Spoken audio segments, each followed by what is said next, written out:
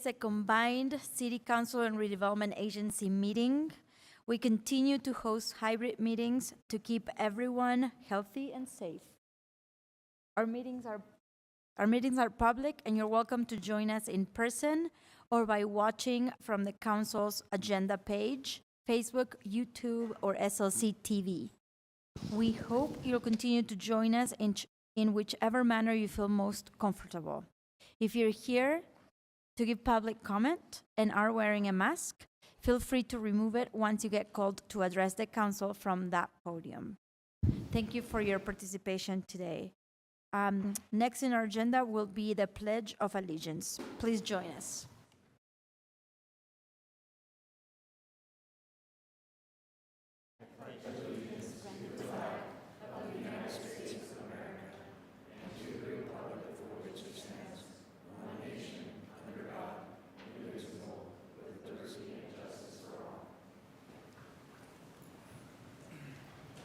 Well, thank you again to everyone who's joining us tonight. If you'd like to give public comment today, we're accepting comments in person, online, on WebEx, and via telephone for those whose only option is to call in.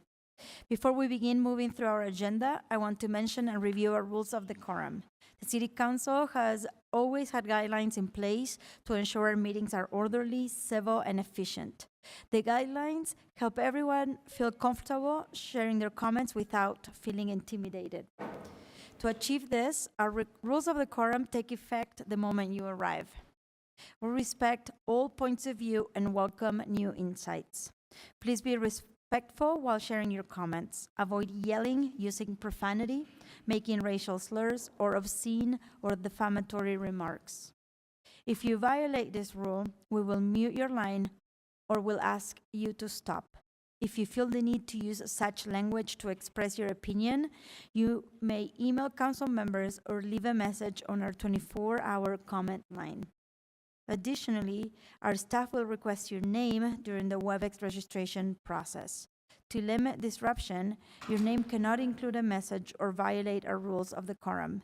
If your name doesn't comply, our staff will let you know. For those joining on WebEx, please watch your chat window in case we try to reach you. Isaac Canedo from our staff will moderate our WebEx and will message you with any questions about your registration.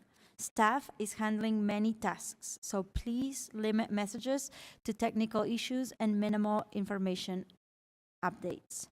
If you would like to send any comment, please feel free to mail us to P.O. Box 145476, Salt Lake City, Utah 84114. Email us at council.comments@slcgov.com or call us at 801-535-7654. Next will be item A4, which is for the council to approve the work session meeting minutes of June 2nd, 2022 and August 9, 2022, as well as the formal meeting minutes of August 16, 2022, and the Truth in Taxation meeting minutes of August 16, 2022 and August 29th, 2022. Well, I'll look for a motion. Madam Chair, I move that we approve the work session meetings of the dates listed: June 2nd, 2022, August 9th, 2022, formal meeting minutes, August 16th, 2022, and Truth in Taxation meeting minutes, August 16th, 2022, August 29th, 2022. Second. Been moved by Councilmember Fowler and seconded by Councilmember Dugan. Is there any other discussion? Seeing none, I will roll call this. And I'm going to roll call Petro. Yes. Dugan. Yes. Mano. Yes. Wharton. Yes. Pui. Yes. Fowler. Yes. And I'm a yes, and the motion passes 7-0. This brings us to item A5 regarding a joint ceremonial resolution with Mayor Mendenhall declaring November as Native American Heritage Month in Salt Lake City. And I will now read this resolution. Whereas Salt Lake City is built on homelands of the northwestern Shoshone, Paiute, Ute tribes and their respective bands who have called the Salt Lake Valley and the Wasatch Range home and have been stewards of the land for thousands of years. And whereas Native Americans residing within Salt Lake City are a unique and diverse population representing many tribal nations, their cultural values, celebrations, and achievements. And whereas Native Americans have contributed to the prosperity of Salt Lake City through treaties, resources, lands, stewardship, culture, traditions, and commerce. And whereas we honor and celebrate the importance of indigenous people as distinguished scholars, veterans, teachers, athletes, artists, entrepreneurs, leaders, and more, and their immeasurable contributions to our city and to our society. And whereas we strive to improve communications with, services to, and partnership with all city residents as we journey together on a quest for justice, equality, respect, and prosperity. Now therefore be it resolved that the Salt Lake City Council and Mayor of Salt Lake City declare the month of November 2022 as Native American Heritage Month. I look for a motion. Madam Chair, move for approval. Second. I have a motion by Councilmember Wharton and second by Councilmember Pui. Is there any other discussion? Seeing none, I'm going to roll call Petro, Yes. Dugan, Yes. Mano, Yes. Pui. Oh, sorry, Wharton, Yes. Pui, Yes. Fowler, Yes. and I'm a yes, and that motion passes 7-0. And we have representatives from several tribes present. We would like to thank you, the tribal leaders, for the discussions with the city, investment in deepening relationships, and attendance for the reading of the resolution. So thank you very much. We do have the resolution here, and we would like to present it to you, and perhaps we can take a few pictures.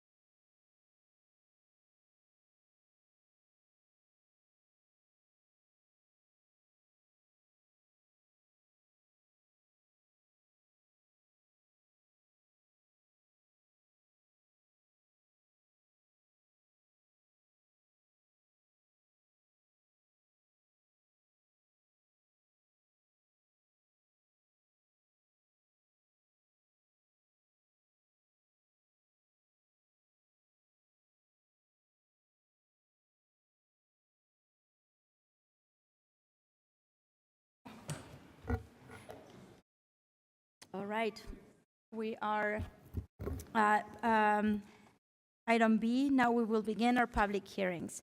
Taylor Hill and our staff, we will be calling the names of those who wish to comment. We will call the names of people on WebEx and in person based on the order of registration or received comment cards. Once we open public comment, Taylor will announce 3 names at a time so people can have some notice and prepare to speak. When it is your turn to speak, Taylor will announce your name. If you're on WebEx, your line will unmute and you may begin. If you're here in person, please step up to the podium to make your comment once Taylor announces your name. To begin, please state your name and your 2-minute timer will start.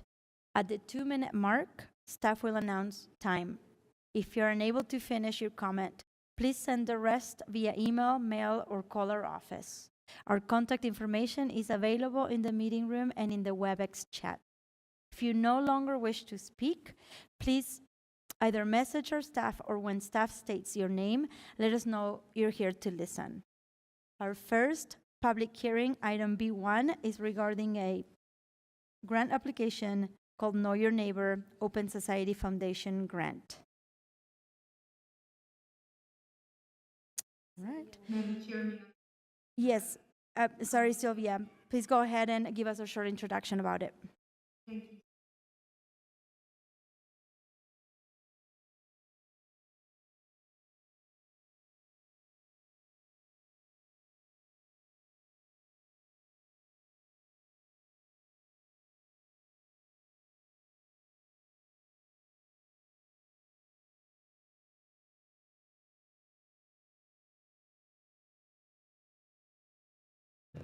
which would fund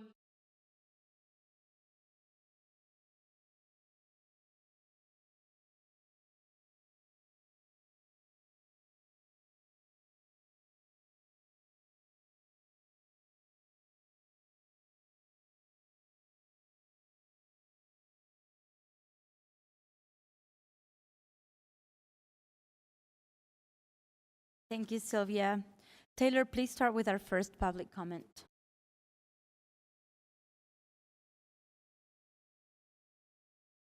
Right? I will look for a motion. Madam Chair, Yes. I move that the council close the public hearing and refer item B1 to a future consent agenda for action. Second. Right, it's been moved by Councilmember Pui and seconded by Councilmember Dugan. Is there any other discussion on this? Seeing none, I'm going to roll call this. Councilmember Petro, Yes. Dugan, Yes. Mano, Yes. Pui, Wharton, Yes. Pui, Yes. Fowler. Yes. And I'm a yes, and the motion passes 7-0. Our second public hearing, which is item B2, is the next step in the general obligation bond legal process and serves as a public meeting to accept comments and allow for the presentation of arguments for the general obligation bond for parks, trails, and open space. Before we begin taking comments, I will first turn the time over to Cindy Lou Trishman, City Recorder and Elections Office. Recorder and Elections Office. She will read the argument on behalf of the city in favor of the bond. Thank you, Madam Chair. A con argument was not submitted to the city on behalf of this general obligation Parks, Trails, and Open Space bond. The pro argument was provided by the City Council Chair and Mayor and reads as follows. Parks, trails, and urban forests and natural areas contribute significantly to our quality of life and environment. This November, Salt Lake City voters can vote on an $85 million bond for parks, trails, and open space projects, specifically to expand efforts to build new parks and trails while improving existing properties throughout the city. The bond measure will provide dedicated funding for Salt Lake City to expand and improve parks and natural areas, increase green infrastructure to meet new growth, combat climate change, and restore wildlife and pollinator habitats. These outdoor spaces and recreation opportunities provide important air and water quality benefits and opportunities for community gathering and mental and physical health wellness. The recently adopted Public Lands Master Plan, titled Reimagine Nature, included feedback from over 12,000 residents and will help address their priorities for the next 20 years. In the survey conducted as part of this plan, over 90% of respondents prioritized putting the environment first and growing our urban forest. People love parks, trails, and natural lands in Salt Lake City. In the same survey, 70% of respondents said they visit a park, trail, or open space at least monthly, and over 40% of respondents said their parks and trails visitation has increased since the COVID-19 pandemic began. At the same time, according to the 2020 census, more than 13,000 new residents now call Salt Lake City home. As this rapid growth continues, improvements to existing parks and trails and new outdoor spaces are needed. The Parks, Trails, and Open Space Bond is an investment in our city. Funding through this measure will improve water quality around the city by restoring habitat along trails, creeks, and the Jordan River. It will add vegetation and trees to the city's tree canopy, helping filter air pollution, decrease temperatures, and beautify public spaces. It will create resilient landscapes in our parks and open spaces that are adapted to our arid climate and use less water. Through this measure, Salt Lake City will work directly with residents to create new parks, playgrounds, and trails in areas that currently have few of these spaces. It will ensure that kids, low-income families, seniors, West Side communities, and communities of color have equal access to safe, accessible places for recreation close to home, while also funding improvements to our most well-loved regional parks. It will provide improvements to at least one neighborhood park in every council district. This bond represents an investment in the things that make our city great and will benefit the community for less than $5 each month for the average homeowner. Vote yes on the Parks, Trails, and Open Space ballot measure on November 8th. Thank you, Cindy Lou. Taylor, please start with our first public comment. Thank you, Madam Chair. There are 3 people here to speak to this item. The first will be Joseph Johnson, followed by Nigel Swaby, and then Sean Tomlinson. Joseph is here in person to speak.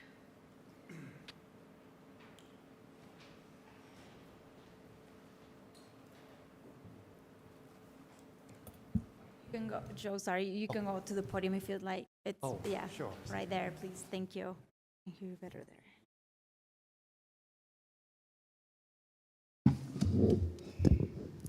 Thank you, Council.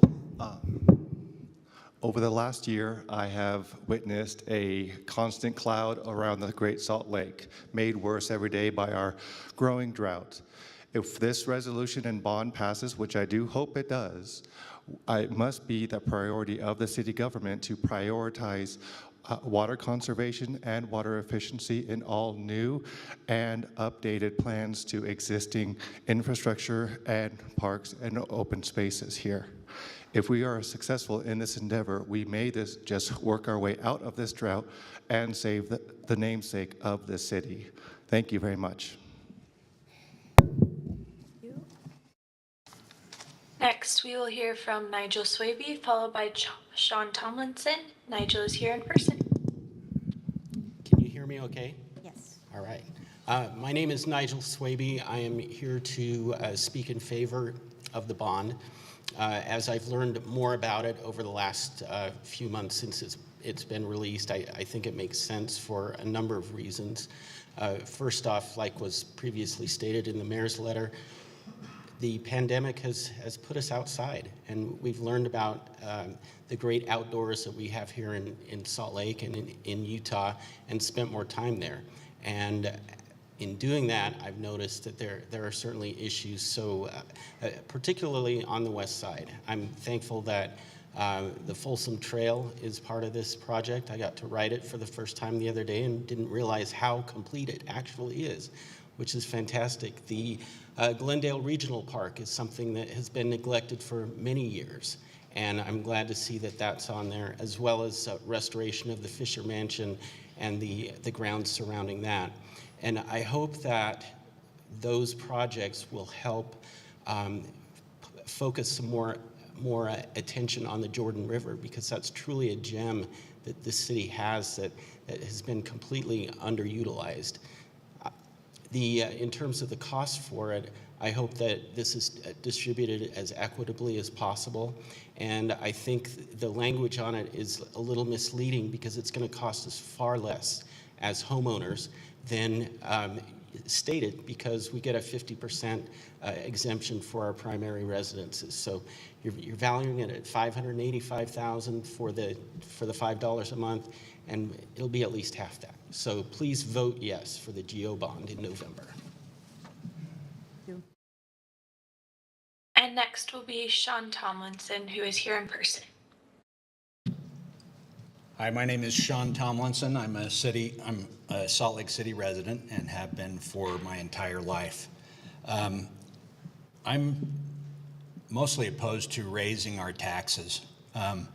My taxes went up this year, just my property taxes went up 23%, which meant that almost $1,000 more out of my family budget goes to taxes and property taxes. I think that we can find ways to do what we need to do with our cities and parks, and I also think that we can find ways to save money without raising taxes and do what we need to do to get done. Please take a look at our budgets and a better look. Sharpen your pencils, please, because Salt Lake City is becoming unaffordable, and it's becoming unaffordable to a lot of us that worked very hard to raise money to pay those taxes and take it away from our families. So please treat our tax money with precious regard and do everything that you can not to raise them. Thank you. Thank you.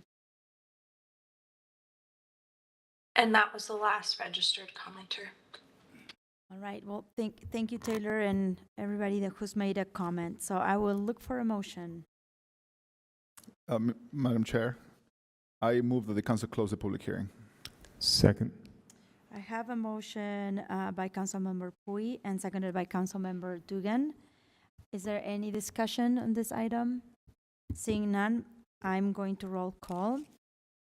Councilmember Petro. Yes. Councilmember Dugan. Yes. Councilmember Mano. Yes. Councilmember Wharton. Yes. Councilmember Pui. Yes. Councilmember Fowler. Yes. And I'm a yes, and that motion passes 7-0. Madam Chair, Yes. if I could just clarify for the record, that was the closure of the public meeting, which was the legal step. Thank you. Thank you. Closure of the public meeting. Passes 7-0. All right.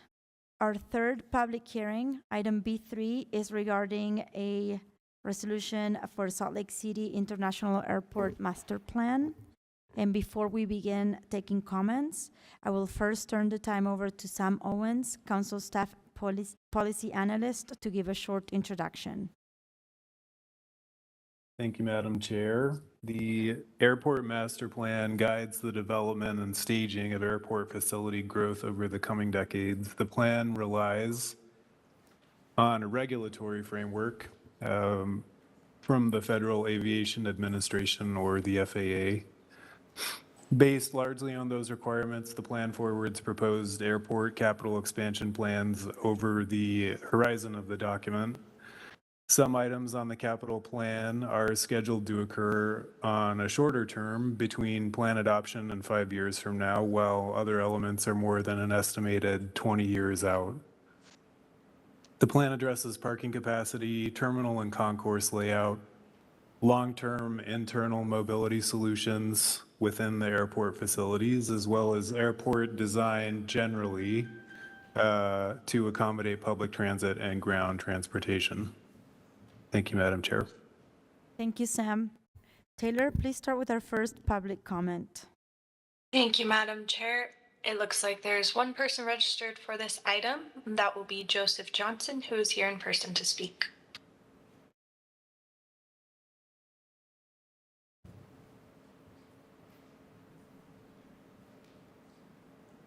Thank you again.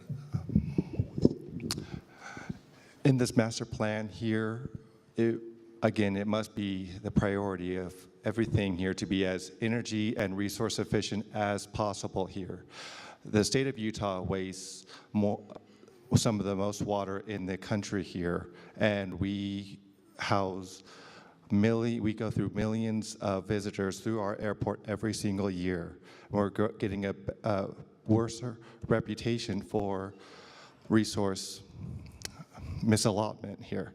By making the master plan as energy and resource efficient as possible, we could try to rectify that reputation, show the world that we are aware of the energy resource crisis we're all facing, and that we're all on board in addressing it together so that we can fix our reputation, help the planet, and most of all, ensure that future generations have the resources that we are enjoying right now. Thank you.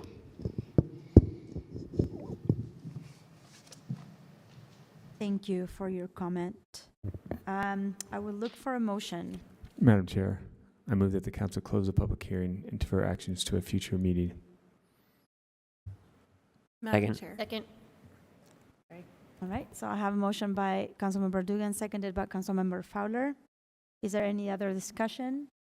Seeing none, I'm going to roll call this. Councilmember Petro, Yes. Councilmember Dugan, Yes. Mano, Yes. Wharton, Yes. Pui, Yes. Fowler, Yes. and I'm a yes, and that motion passes 7-0. Our fourth public hearing, item B4, is regarding an alley vacation at approximately 925 South, 1200 West.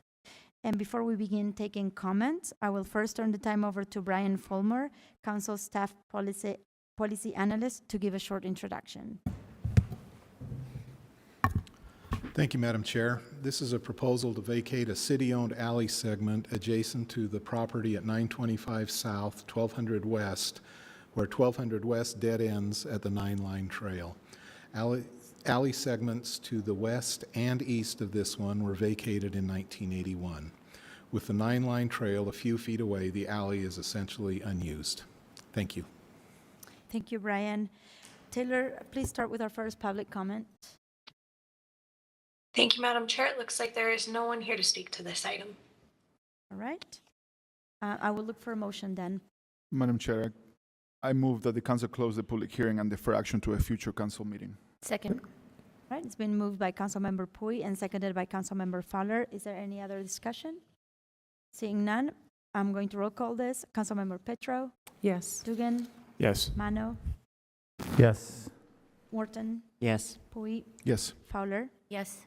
and I'm a yes, and that motion passes 7-0. This brings us to potential action, item C1, regarding an ordinance called Shared Housing Zoning Text Amendments, formerly known as Single Room Occupancy or SROs. And I will look for a motion. Madam Chair, I move that the council adopt an ordinance amending various sections of Title 21A pertaining to shared housing. Second. I have a motion by Councilmember Dugan, seconded by Councilmember Wharton. I'm going to roll call that. I'm sorry, is there any discussion? Seeing Madam none? Chair, may I have a point of privilege quickly? Yes, please go ahead, Councilmember With this, Fowler. I just wanted to point out, and maybe I should have done it after I vote, but as I will be voting yes on this, that I've heard the concerns, and I believe that the changes that we recently made to the ordinance that address minimizing the maximum size, so lowering the maximum amount of people in the units, lowering the maximum amount of people that would be sharing certain amenities like bathrooms and kitchens addresses my concern, while also adding what I believe is a very valuable and dignified alternative of affordable housing and adding to our housing stock in a meaningful way. So I just felt like I needed to discuss that. Thank you, Councilmember Fowler. Any other discussion? Just want to echo what Councilmember Fowler said, that I know that some people have opposed shared housing, and we just fundamentally disagree on that. But I think because we heard from residents and different advocates, they did impact this ordinance for the better. And so there was a positive impact, and we did hear those concerns. And I hope that this is represents a compromise that will work for Salt Lake City. Thank you, Councilmember Fowler. I'm sorry, Wharton. Anybody else? All right. So there was a motion by Councilmember Fowler, seconded by Councilmember Wharton. Dugan. I think it was, Oh, I made the Dugan. motion. Okay. Seeing no other further discussion, I'm going to roll call this. Councilmember Petro, Yes. Councilmember Dugan, Yes. Councilmember Mano, Yes. Councilmember Wharton, Yes. Councilmember Pui, Yes. Councilmember Fowler. yes. Fowler. And I'm a yes, and that motion passes 7-0. This brings us to potential action item C1 regarding an ordinance. Excuse me. Next item is C2 regarding an ordinance zoning text amendments for the off-street parking. And I will look for a motion. Madam Chair, I move that the council adopt an ordinance amending various sections of Title 21A pertaining to off-street parking, mobility, and loading zones. Second.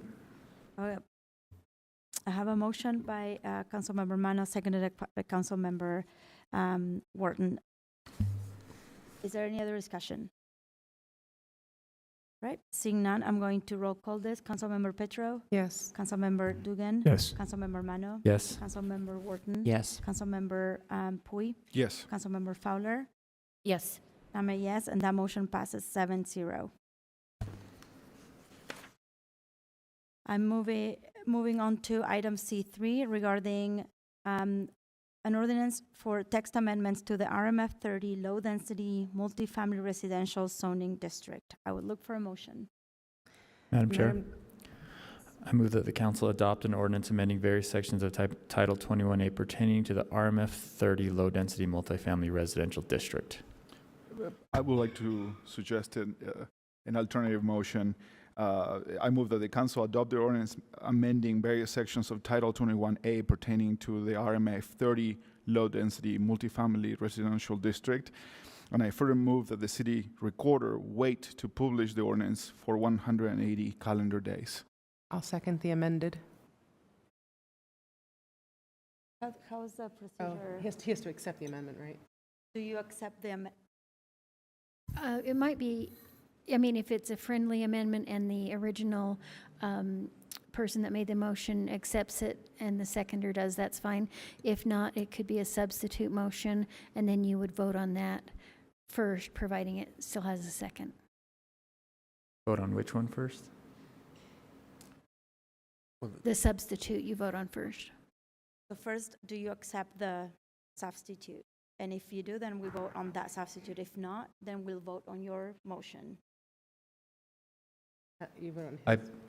I prefer the original motion, but I'm okay to vote on the substitute. So you now So how make- does it work? We so- vote on the so substitute you- first? Yeah, so instead of making it a friendly amendment or anything like that, just make a substitute motion, have it seconded, and then that's what's on the table before the Yeah. body. So my motion is the substitute motion that will wait the ordinance for 180 calendar days. Is there a second to that? Yeah, second. All right. So I have a motion by Councilmember Pui and seconded by Councilmember Petro. Do I see any other discussion? Well, just procedurally, so if the substitute motion passes, then we never go back to the original motion? Correct. Okay.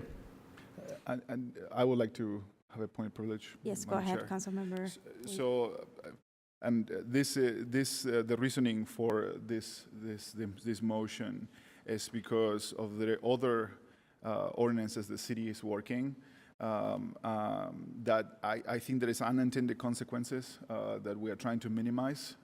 And we know some of our council members, some of us were talking quite a bit with community organizations on some of the unintended consequences, and we're trying to gap these two ordinances so there is not that many consequences during those times when the other ordinances are worked out.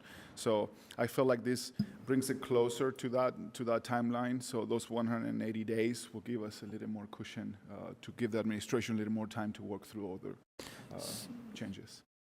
So just to clarify that, the motion, if this passes, it would be implemented in 180 days, whether or not those other ordinances actually come to fruition, because that, otherwise we're right back to where we were 2 years ago. Correct. Okay. Madam Chair, if I may, as well. And I think the other ordinances we're talking about are mitigation ordinances, if that's it, and displacement policies and things along those lines. And I appreciate a compromise there. However, similar to the SROs, where I felt my concerns had been addressed and the concerns I heard from constituents had been addressed, even if not perfectly, they still had been addressed. I don't see that here. And while I do support a variety of housing stock and necessary for that, I still don't think that my concerns have been addressed. But I appreciate the thought of waiting and trying to get some of those policies, which is why we've put this off for the last 2 years. But that's all. And the two documents for the public, and I know you said it, Raimi, but I will reiterate this as the Thriving in Place document that the administration is working on, and also the housing loss mitigation plan that we need to review, and these are aids to this ordinance to prevent, displacement, et cetera, and loss of housing that we have been experiencing recently. So, any further discussion? All right, so I'm going to roll call this. Councilmember Petro. Yes. Dugan. Yes. Mano. Yes. Wharton. Yes. Pui. Yes. Fowler. No. And I'm a yes, and that motion passes 6-1 opposed. Thank you. We're moving on to item C4, which is an ordinance regarding a rezone and the master plan amendment at 16 South, 800 West. And I will look for a motion. Madam Chair, I move that the council adopt the ordinance. Second. I have a motion by Councilmember Dugan, seconded by Councilmember Wharton. Do I see any discussion on this item? Going to roll call and start with Fowler. Yes. Pui. Yes. Wharton. Yes. Mano. Yes. Dugan. Yes. Petro. Yes. And I'm a yes, and that passes 7-0. Moving on to item C5, regarding an ordinance for the Ballpark Station area plan. I would look for a motion. Madam Chair, Go ahead. I move that the council adopt the ordinance adopting the Ballpark Station Area Plan as part of Salt Lake City General Plan. Second. I have a motion by Councilmember Pui, seconded by Councilmember Mano. Is there any discussion, any other discussion? Seeing none, I'm going to roll call Councilmember Petro, Yes. Dugan, Yes. Mano, Yes. Wharton, Yes. Pui, Yes. Fowler, Yes. and I'm a yes, and that passes unanimously. Madam Chair, Yes. just a quick moment of personal appreciation. I'm very excited that we adopted that. This is a huge step forward for my neighborhood. So thank you, council and Bayer and administrative staff for working on this so hard and doing it quickly. Thank you. We're moving on to item C7. So if you're looking at an agenda, instead of going to 6, we're going to vote on C7 first, and then we're going to go back to C6. And that is regarding the rezoning to facilitate development of the other side village at 1850 West Indiana Avenue. And I would look for a motion. Madam Chair, I move that the council approve the rezoning application subject to the following conditions. Any development shall include a minimum of 15-foot setback along the eastern property line with trees planted approximately every 30 feet along such property line. Second. A motion by Councilmember Dugan, seconded by Councilmember Fowler. Do I see any discussion?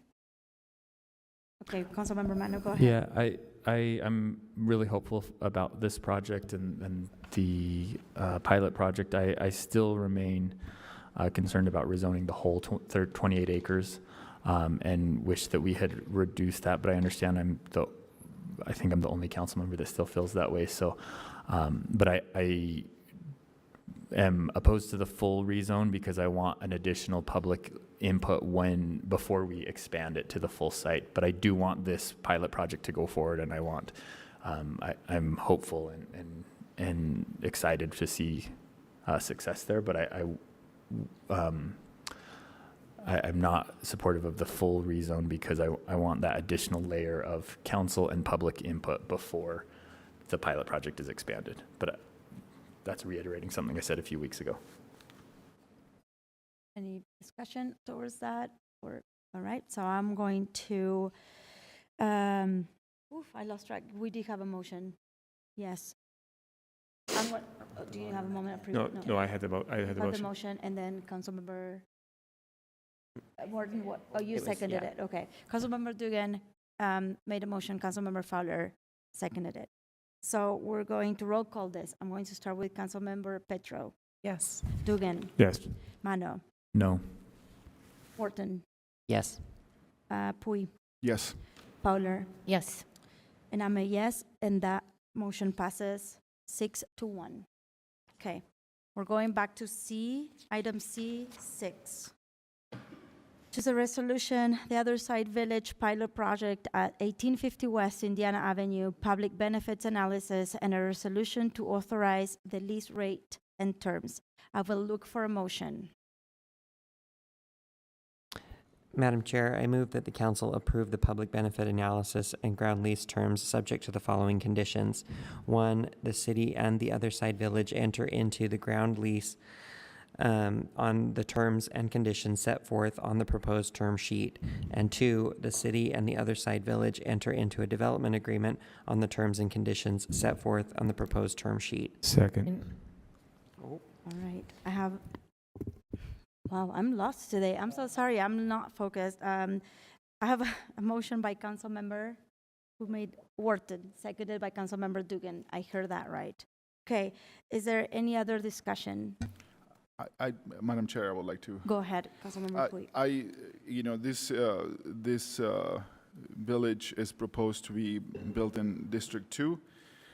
And I wrote a few things today. I'm gonna just paraphrase, but this wasn't an easy project, and not because we don't need more resources for those that live in the streets, those that are unsheltered and homeless in our city. We do, and we need quite a bit more. But I want to acknowledge the work that the administration and the city council staff has put to address some of the issues that the community has brought up. So many of those issues are part not of an agreement in writing with the provider, in this case, the Other Side Academy. And I believe that this creates a rubric in some way on how we work with other providers in the future, that we are okay asking some hard questions about how we use the resources of this city for the benefit of everybody. So I also would like to acknowledge the trauma of my community, about the feeling that everything comes to the West Side and not that many good things come to the West Side. And acknowledging that is very important. But we cannot just stop at acknowledging it. We need to do everything in our power to mitigate not only the consequences, but also bring good things to the West Side. And I pledge personally to be working as much as I can to do that with this project, with this area, and with my whole district, and in general to the West Side. I also would like to mention that sometimes we disagree, and disagreements sometimes become personal, and disagreements shouldn't become personal. And unfortunately, this project has brought up some of those issues, where people were able to felt like they could reach out to me in ways that I didn't feel like they should have. But I still brought up those issues, and I tried to boil down what they meant and what they wanted to see and their concerns, and to try to put it on protecting the neighborhood. So I want to thank everybody that worked so hard, from the mayor's side and the administration, and from our council and our co-councilors for the dozens and dozens of meetings and phone calls and conversations about this. Again, this feeling that many neighbors have is real, and it's based on facts, and this feeling that the West Side is left out. But there's a lot of great things coming, and there's a lot of great things that we should be fighting for more.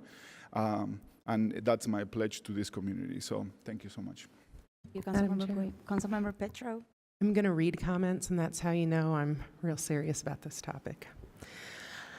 The other day, I attended the Poplar Grove Community Council meeting. It's not actually in my district, but very little about the West Side experience falls along district lines. And with an issue this big, it was a time for our West Side representatives to band together and listen to the community. Before we could get to the issue at hand on the agenda, we had to deal with other housekeeping, as all community councils do. Among the issues we dealt with, we're checking in with our detective on the status of investigations into repeated property theft and the recent shooting death of a young man. That discussion was followed directly by strategies for supporting the devastated family, as well as how to destigmatize and clear the young man's name, as reporting on the incident gave the impression that he was gang involved, and he was not. I wrestled with the idea of sharing that story. I'm loath to allow false narratives about our home to persist, and invariably someone listening to me recite the story will think, goodness, the West Side is so violent, we need to save them. But it's important for you to know. I guarantee you the magnitude of the issues addressed by this volunteer group of concerned citizens is not congruent to the conversations across the city.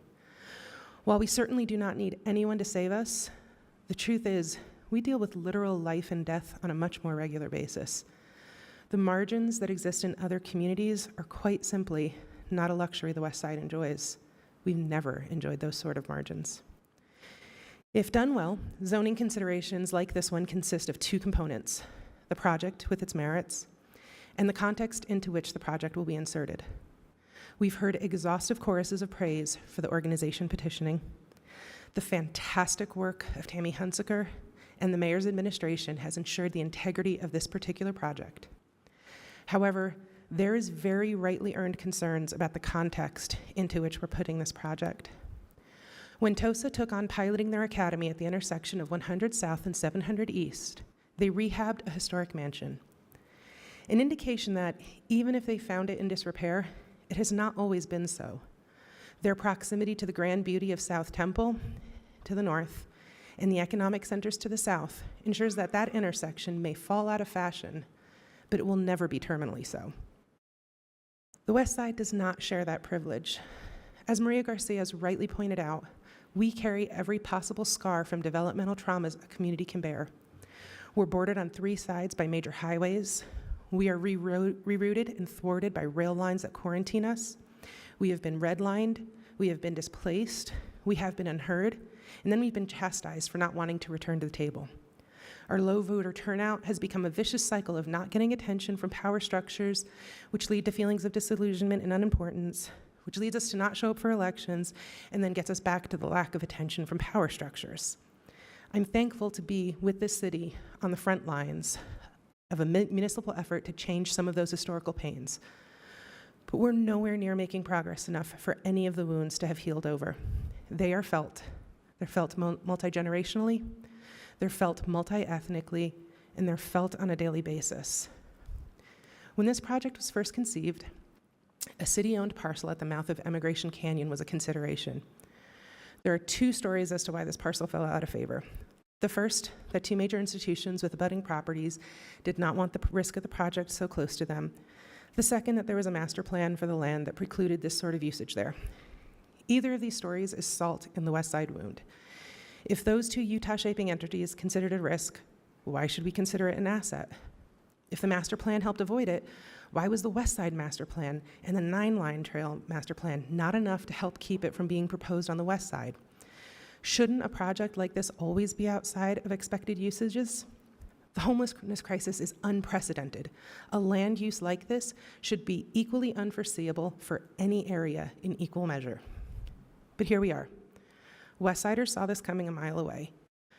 Most of my neighbors are conditioned to be content to hope that bad things don't happen to us. It is the rare visionary to dare to hope good things come to us. But I'm going to take this moment to put into the public record that we deserve good things, that we should be protected by city investment and neighborly good regard. We have heard that we should be enthusiastic to host this project from numerous individuals and entities whose familiarity with the West Side comes primarily from headlines, but who have never enjoyed the most delicious al pastor at Changa's or coconut curry from Star of India, who haven't had to drive long distances to get food from supermarkets, whose schools have ample parents supplementing classroom supplies, and for whom economic development is readily available to them where they live, who don't immediately know the beauty and dignity of my neighbors, who are the embodiment of the American dream, working multiple jobs and struggling to make sure the next generation gets just one step further than them, who believe that kids shoot each other willy-nilly without acknowledging the way our historic investments, or lack thereof, have set the table for that level of nihilism and desperation. In short, our context has been disregarded in these sorts of engagements, with the focus instead on the merits of this laudable project, which was deemed too risky or non-conforming for other areas of the city. I'm actually a really, really big fan of TOSA. They are really good at what they do. They have been incredibly responsive to many, many demands for information, redirections, and questions. I believe their commitment to personal excellence will be the central asset to this project.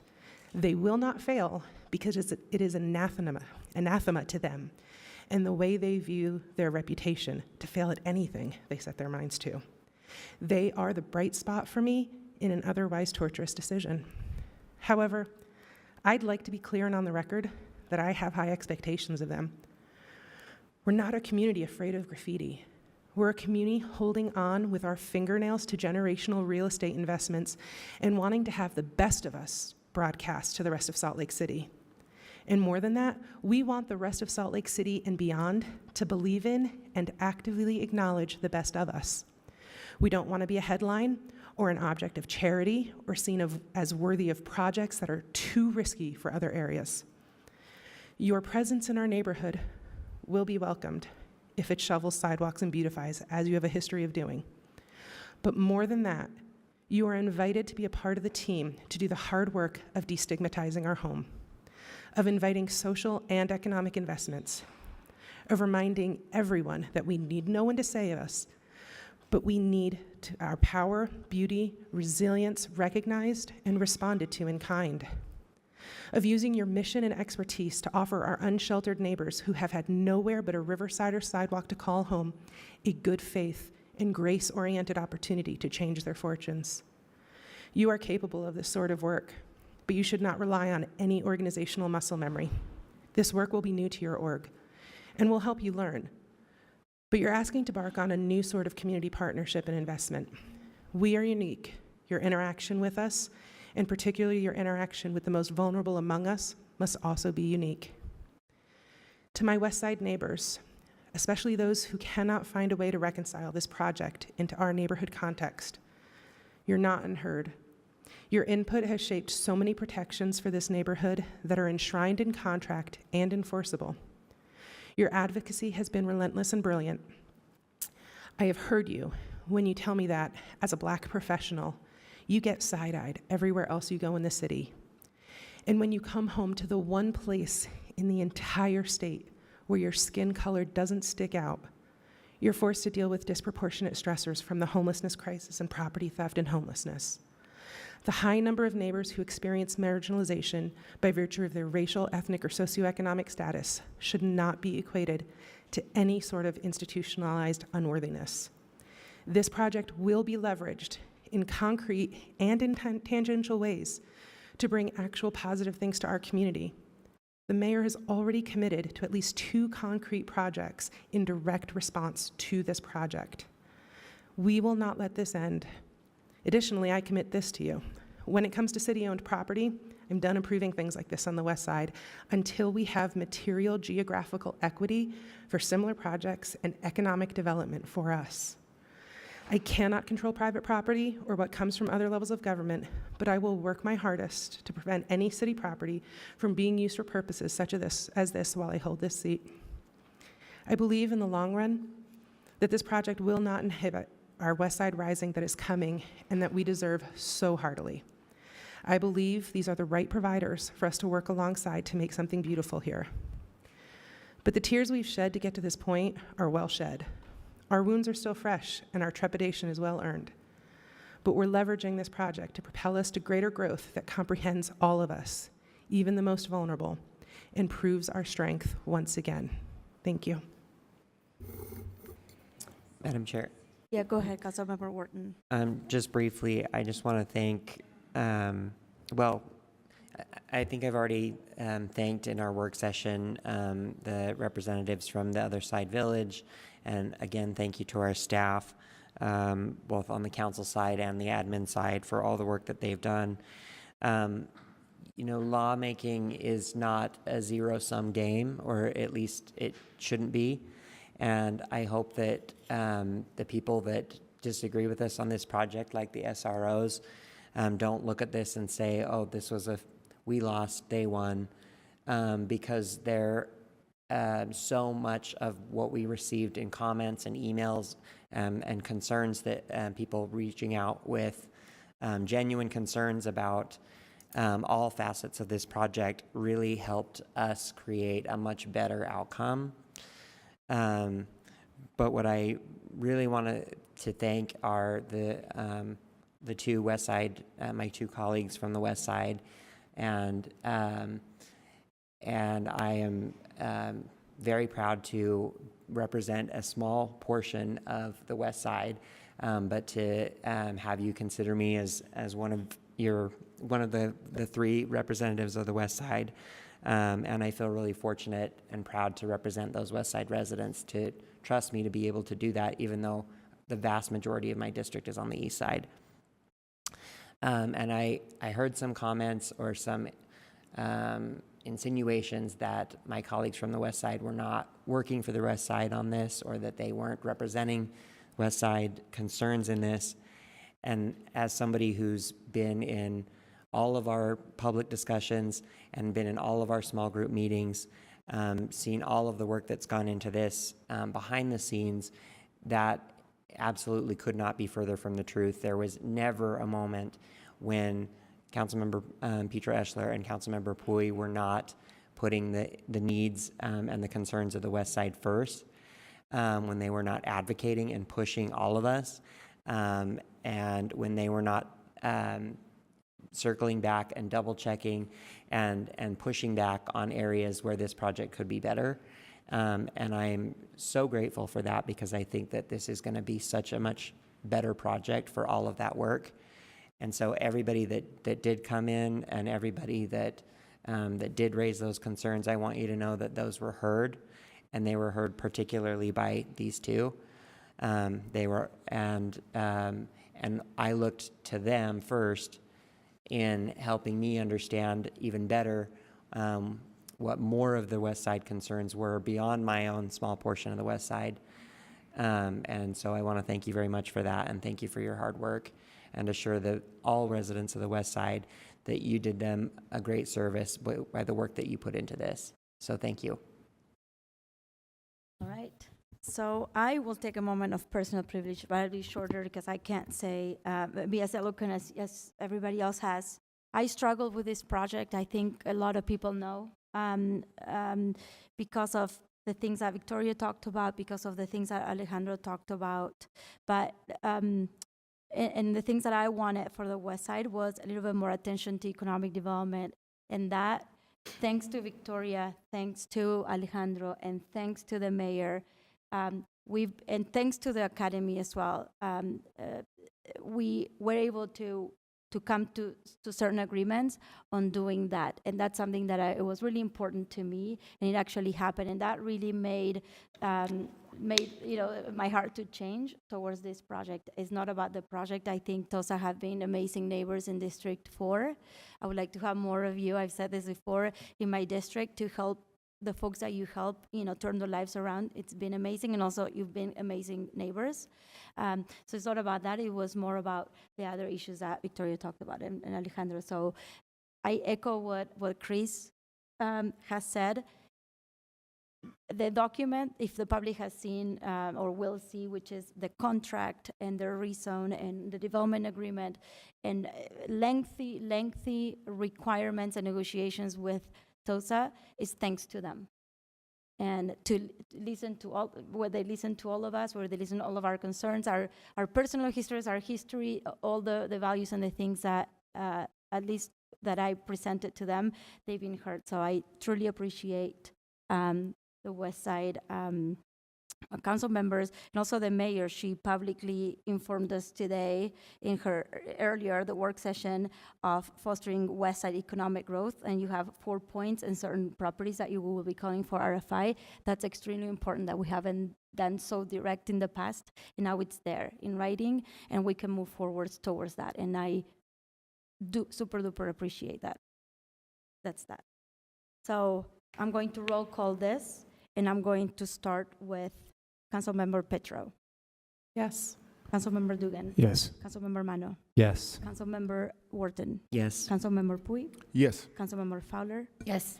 And I'm a yes, and that passes 7-0. We're moving on to comments. This is questions to the mayor from the city council. And are there any questions for the mayor? Mayor, thank you for being here. Any questions of the mayor? All right. Apparently not. We are now at the comment portion of our agenda, and we'll hear comments on general topics and items not scheduled for a hearing tonight. I went over the City Council's rules of decorum earlier, and those rules apply here as well. We're accepting comments in person, online, via WebEx, and via telephone for those whose only option is to call in. Isaac Canedo and our staff is moderating the meeting and will message attendees as needed. Taylor Hill and our staff will call the names of those who wish to comment based on the order of registration of received comment cards. Once we open public comment, Taylor will announce 3 names at a time so that people can have some notice and prepare to speak. When it is your turn to speak, for people in WebEx, she will unmute your line and you may begin. If you're in here in person, please step up to the podium to make your comment once Taylor announces your name. To begin, please state your name and your 2-minute timer will start. And the 2-minute mark, the host will announce time and your microphone will be muted. If you're unable to finish your comment, please send the rest via email, mail, or call our office.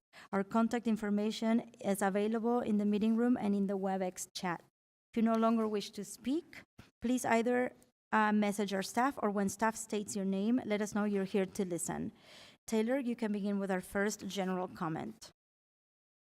Thank you, Madam Chair. It looks like there are 19 people registered for general comment. The first will be Katie Pappas, followed by Jessa Tumias, and then Brian Mensch.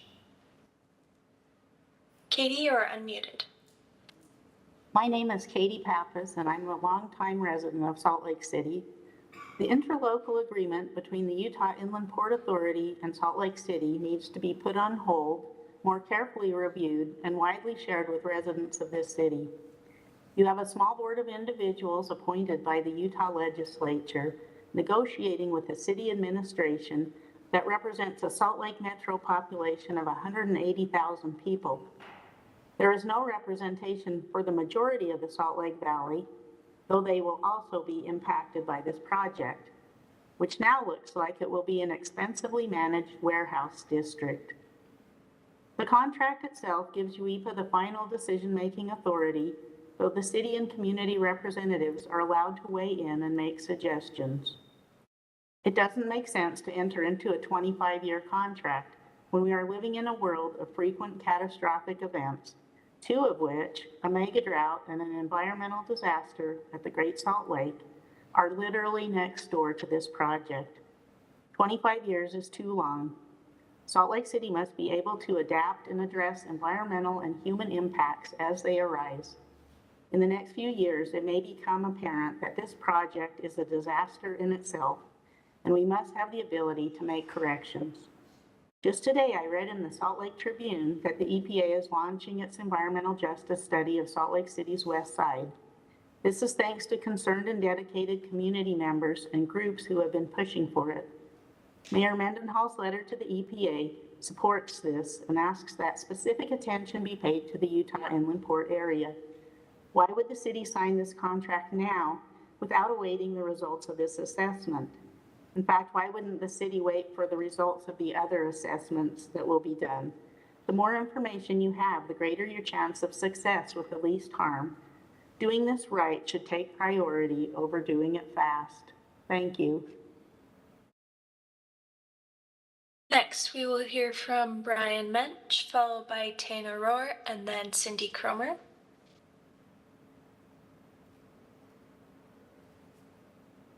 Brian, you're unmuted. Thank you. I'm Brian Mensch, president of Utah Physicians for a Healthy Environment. At today's Port Authority meeting, every public speaker spoke against the port and called for a better contract, one that treats the city as an equal partner, not as a handmaiden to the Port Authority, one that truly protects our air and water, not just studies them. For the first time ever, port leaders responded in real time, expressing agreement with virtually all the comments that were made.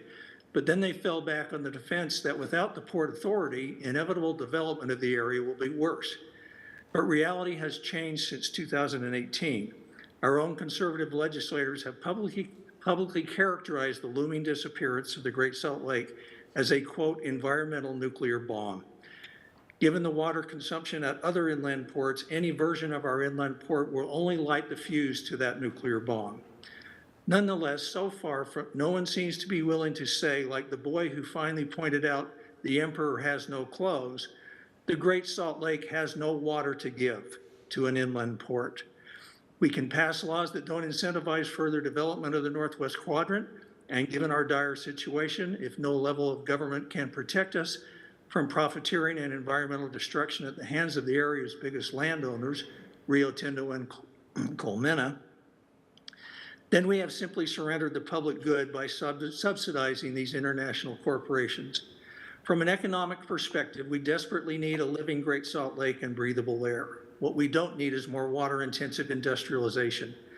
Instead of being intimidated into signing this contract as the lesser of two evils, the city needs to lead by calling on our legislature to pass all the necessary laws to reverse what is obviously an enormous mistake in creating a publicly subsidized port authority. The Great Salt Lake simply has no water to give to any version of an inland port. Thank you. And next we will hear from Tana Rohr, followed by Cindy Cromer, and then Carolyn Erickson.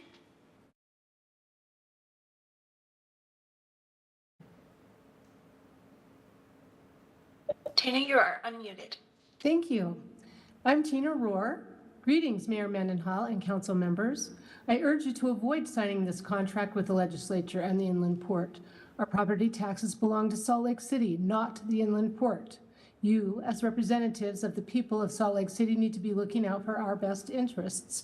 The city needs to take the lead in selecting, monitoring, and managing the contractors and consultants who would be in charge of conducting the human health risk assessment, and environmental report on the effects of port on pollution of air, water, land, noise, light, as well as increased traffic and spraying of toxic chemicals. UIPA has a poor record of managing money and being secretive in their spending of our tax money, as was revealed in the recent audit, which showed 81% of UIPA's contracts were no bid. The report from the respected authority, Dr. Leachman, should also be considered as the results of these studies roll in. The clause in the contract stating the time frame of the contract to be 25 years is ludicrous, considering the harm UIPA is creating for our city and its people. We need to shut down this monstrosity before any more harm is done to the environment, its habitats, people, and wildlife. Thank you for your attention. Next, we'll hear from Cindy Cromer, followed by Carolyn Erickson, and then Judy Short. Cindy is here in person to speak. You see me often and probably know a lot about me, but you probably do not know that toward the end of my career in mental health, I had to teach CPR and first aid. I had no skills related to this assignment at all. The big takeaway for me was you have to stop the bleeding. It doesn't matter what else you know how to do as a first responder if you fail to stop significant bleeding. That is where Salt Lake City is with respect to housing. It has failed to stop the bleeding, the loss of lower income residents, the loss of existing housing, the loss of architectural variety, and the loss of ethnic diversity. The losses are all around me in the Bryant and Central City neighborhoods, ones which contain the majority of the RMF 30 zoning in the city.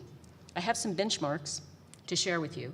In 2014, I stopped advertising vacancies and began renting by referral only. In 2018, the last tenants left to purchase a house. My tenants have not been able to purchase houses on the market since then, 4 years ago. In 2020, the only tenants who moved were leaving the city. No one left to get a better deal on housing.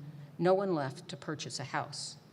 When the RMF 30 modifications were initiated 5.5 years ago, I knew that they would result in the loss of existing housing, displacement of current residents, the demolition of character-defining buildings in our older neighborhoods. If the city was making a mistake, then the impacts were concentrated in District 4 and would fall on the residents who could least afford them. I want to thank the council for the 180 delay. Delay protects people and existing housing. When you're living paycheck to paycheck, 180 days is a long time. But it is to Council Member Fowler who I want to offer my most sincere thanks. She has long recognized the unintended consequences of this proposal. Thank you, Councilmember Fowler, for doing the math. And next we'll hear from Carolyn Erickson, followed by Judy Short, and then Lynn Schwartz.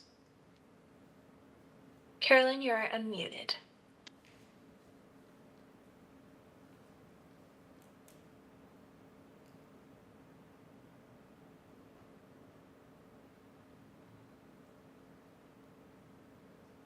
Okay, let's move on to Judy Short, then Lynn Schwartz, followed by Bob Danielson. Judy is here in person. It's taken a long time to get to this point, and I can tell by your faces that you're glad you approved some of these. But I think you have the horse before the cart before the horse. And I appreciate the 180 days of, I guess we call it relief. But I urge you, as the people in charge of the city, put some deadlines on the staff. Don't make it take 5 years to write the ordinance for housing mitigation. Because you think there's a lot of affordable housing that's going to be generated, but there's not a word in any of those ordinances about things have to be affordable, or else. So people can just go scrape the land, because the new demolition permit says, go ahead and scrape it if it looks a little bit sad, and then it sits there, and the property value goes up and up and up, and then they sell it to a developer, and they build expensive houses. So I think unless you get these ordinances cleaned up and those rules written, you're not going to have any result that you can count on. And the second thing you need to do is ask monthly what kind of permits were issued and what kind of certificate of occupancies were issued, and what are the rents that they're charging, or the sale price of a house. You don't have any data, and you need a monthly progress report to make sure that these things are working. On delay. Next, we'll hear from Lynn Schwartz, followed by Bob Danielson, and then Nigel Swaby. Lynn is here in person. I'm Lynn Schwartz. The shared housing ordinance, the RMF 30 ordinance, and the proposed affordable housing initiative are likely to have a displacement impact on existing affordable housing. The mitigation regulations in effect now are clearly having no effect. The passage of these ordinances without an effective companion mitigation ordinance is asking for a worse disaster than we have now. According to the city's own Thriving in Place study, there is no thriving and certainly no staying in place for cost-burdened renters. Under the existing mitigation ordinance, the amount required by developers to provide the city for each unit of eliminated housing is laughable. The amount should be raised by the actual unit replacement costs so that there is some reasonable expectation that there will actually be some mitigation. The amount should be adjusted on a regular basis to ensure it keeps up with actual costs. You can do something to ensure effective mitigation now before the totally foreseeable effects of any of the density increasing ordinances fully take hold. Next will be Bob Danielson, followed by Nigel Swaby, and then Nancy McHugh.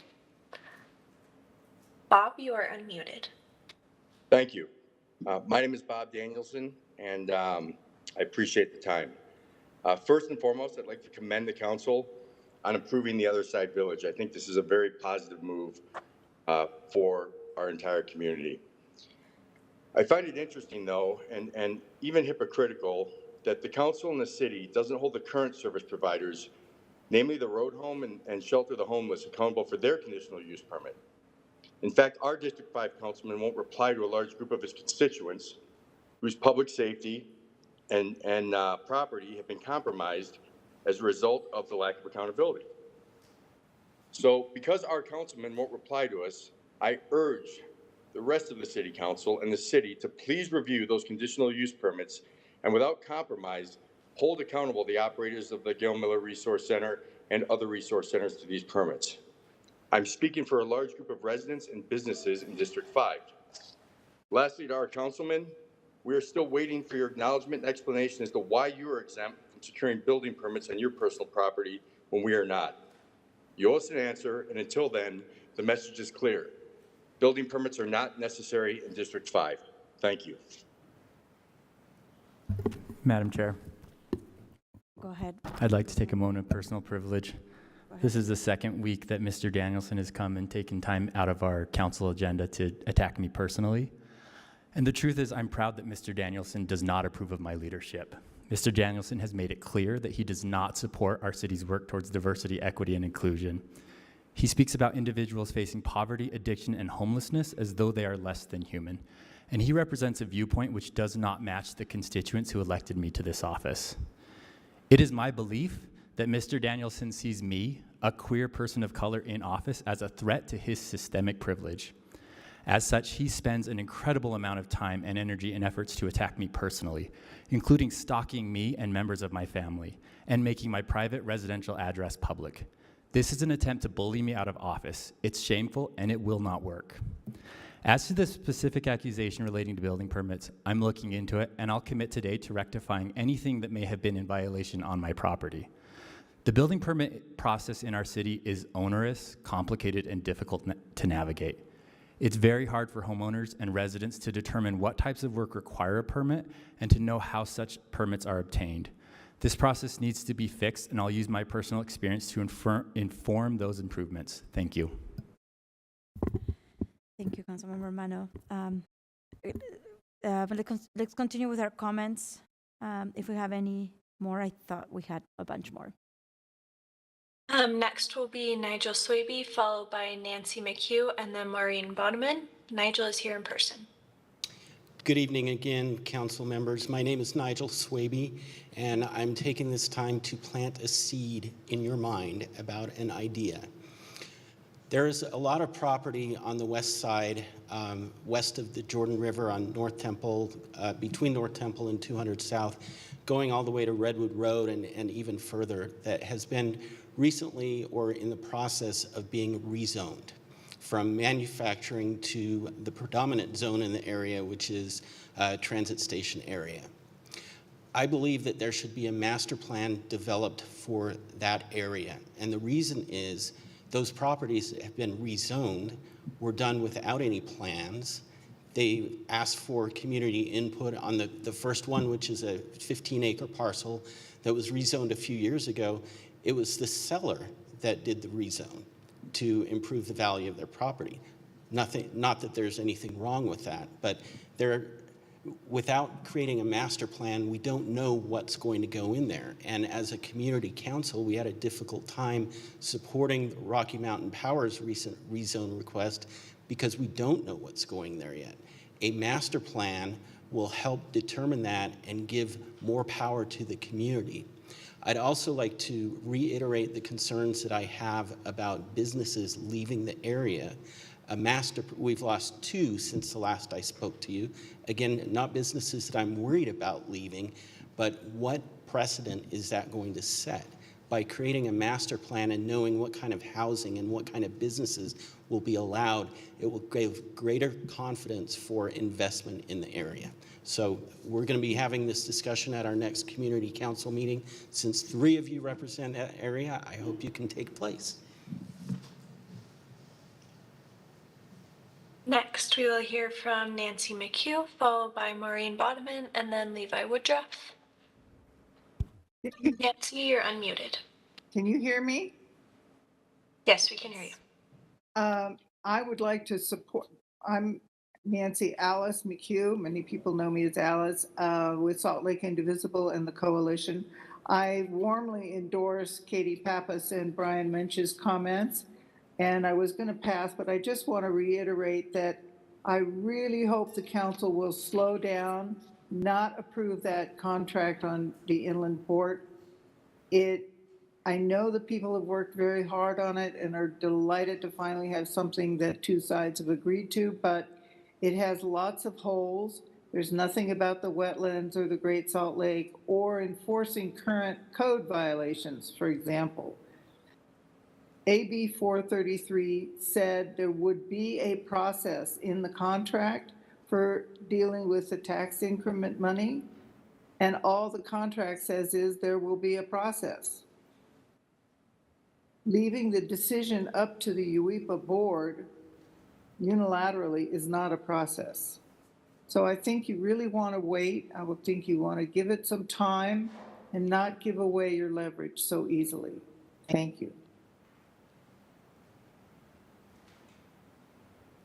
Next will be Maureen Bodeman, followed by Levi Woodruff, and then Monica Hilding. Maureen is here in person.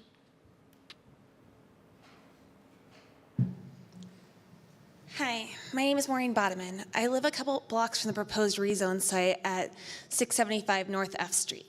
This rezone contributes positively to the character of our community while acknowledging the growth of Salt Lake and the value and privilege of being able to live in a new construction home in a neighborhood as amazing as the Avenues.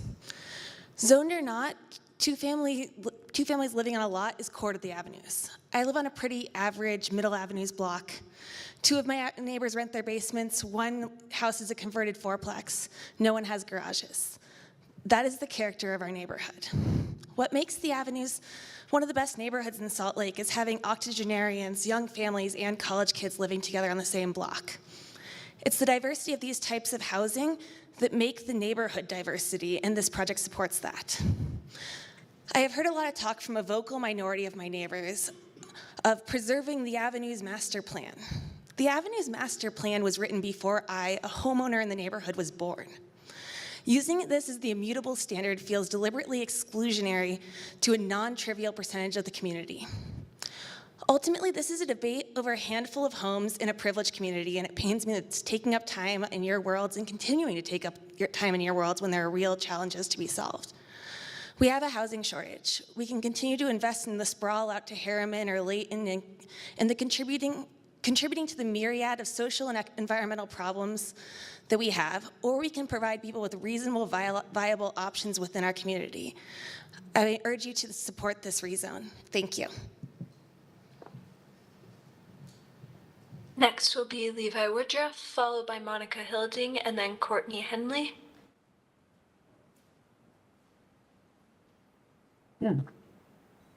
Levi, you are unmuted. Thank you for your time tonight. My name is Levy Woodruff, and I wanted principally to speak in support of a letter that was recently submitted by leaders of 7 faith groups in downtown. I am a member of the congregation at First United Methodist, and our pastor was one of the signatories. And this letter asks the mayor and the city council to ensure that there are adequate overflow shelter options available for all homeless individuals, but especially for families before snow and cold weather come on. Just in September alone, there were 70 families that were turned away from the Midvale Family Shelter because there was no room. There are families with infants and young children who are trying to survive in tents. As a city, we cannot allow the situation to continue because this is inhumane. It is dangerous to the people who are trying to survive these conditions, and it causes long-term trauma to children.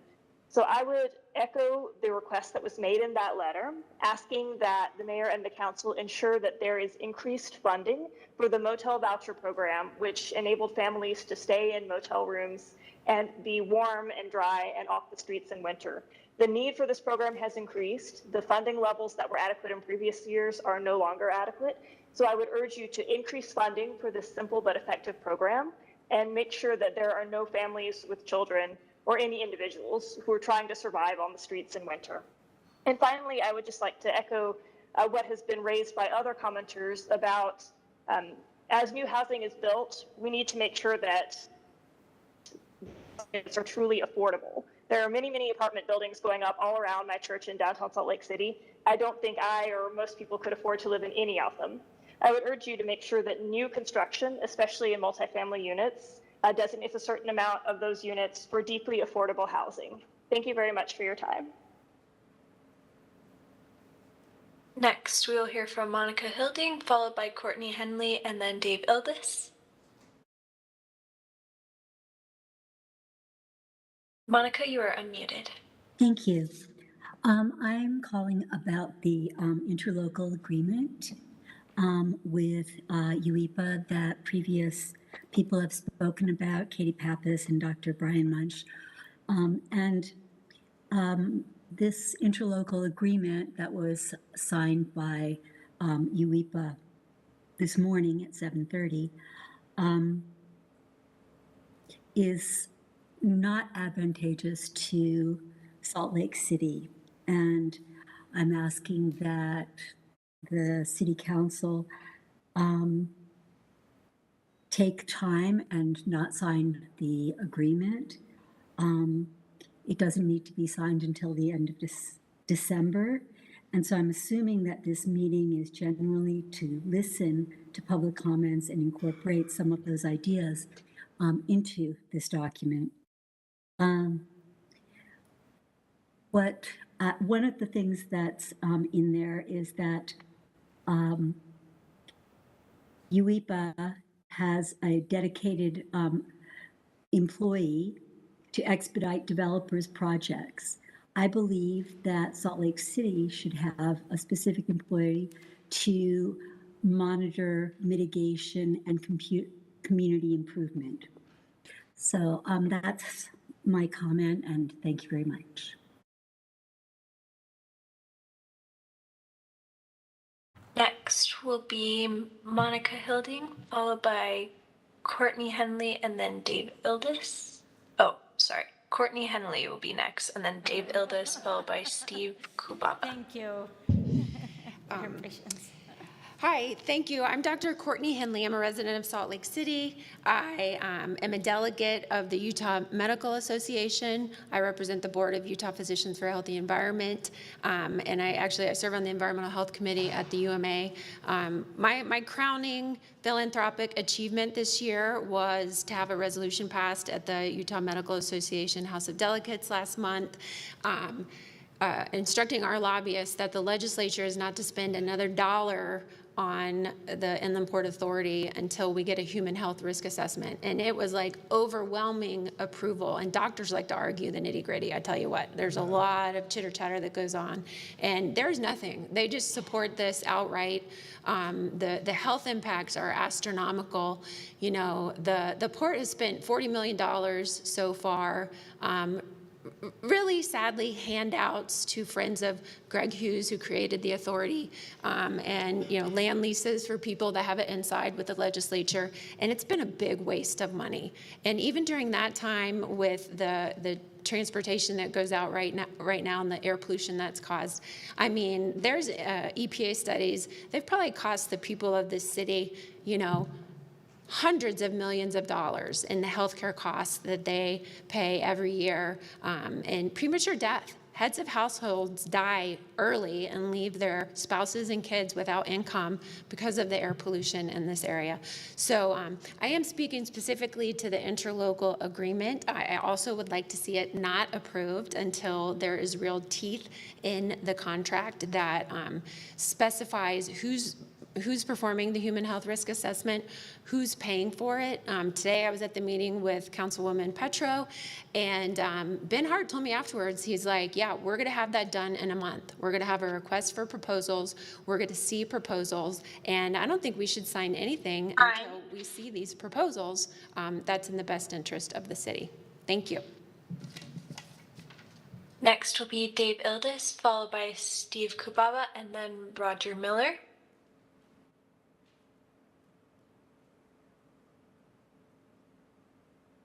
Dave, you are unmuted.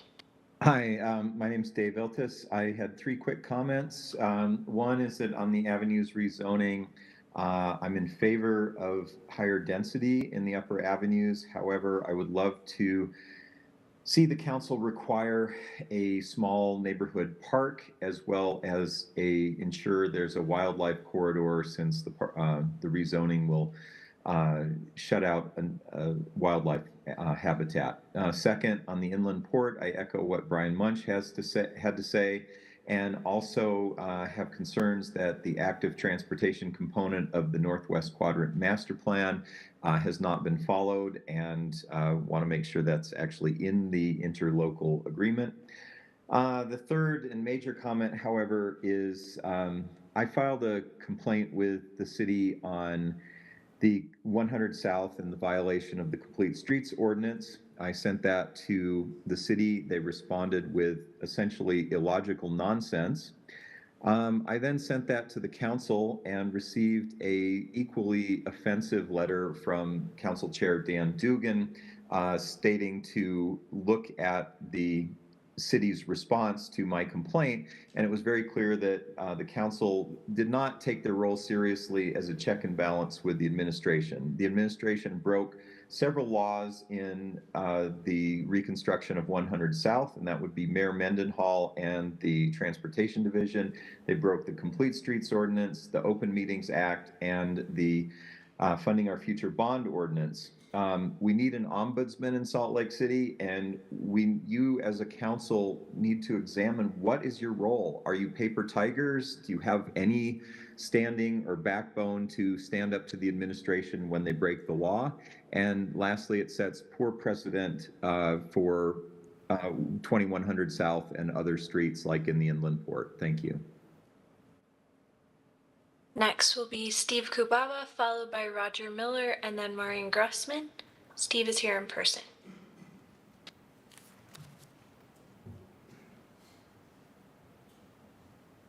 I'm addressing is some people spoke about this earlier when they were talking about housing affordability. I'm also speaking about the bond issue and the parks bill and how things are funded. At the federal level, the Federal Reserve monetizes heavy spending bills by the politicians, which creates hot inflation. Inflation's running at least 4 times more at a greater rate than it has been prior. And it's unlikely that this is going to stop. This drives up the prices of housing, which also then leads to increases in property taxes for people who are staying in houses, and some of them have fixed income, some of them have jobs that do not keep up with the inflation.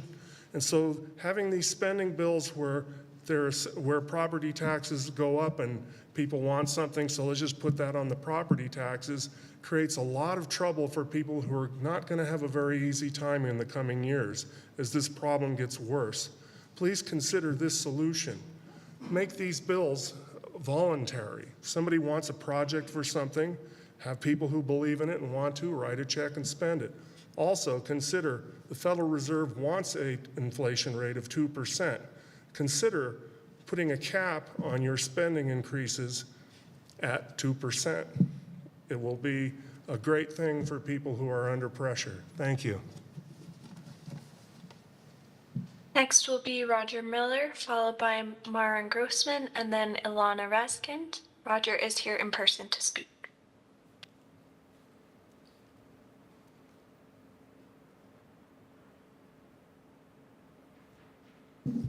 The issue I'd like to address is about Tiny House Village on the west side. Any serious attempt to deal with the homeless population successfully must first address the mental health of the homeless population. Unless the mentally ill homeless can be screened from the other homeless, the project will be little better than the present efforts. The mayor and city council should be aggressively lobbying the legislature for mental health facilities in Salt Lake City. Some people pushing the tiny house village project their view that the American dream is home ownership. I've talked to homeless who only want a roof and shelter from the elements. The Point by the airport is a better program model for many homeless. I gave a recommendation earlier that the best place for the homeless, if you're going to build a tiny village, build it out at the Wing Point Golf Course. They had a clubhouse there, they had restrooms, you had a police station across the, it was all fenced too. You could make a track station there, but that wasn't given serious consideration. And I don't know how much. Okay, one other issue that I'd like to say is about air quality. People are talking about the Great Salt Lake, is drying up and the air quality there. Right now, the air quality is deteriorating to a great extent because of the tailings from the Kennecott Rio Tinto Mesa out there. Anytime the wind blows, they haven't addressed, the problems. The wind blows that. You look out on the west side, you can see huge clouds of dust. It goes on the freeway and the trucks go across it and it brings up huge clouds too. That needs to be addressed. Thank you. Next will be Maren Grossman, followed by Ilana Raskind, and then Rosalba Dominguez. Maren is here in person to speak. Hi, my name's Marina Grossman. I live in District 7, and I actually originally came here to talk about the interlocal agreement in regard to the Utah Inland Port Authority. I guess really I'm just going to echo what most people are asking for, and that is to wait and make sure that we have preventive measures in there beyond mitigation. Right now, we need to take care of our city, our people, our community.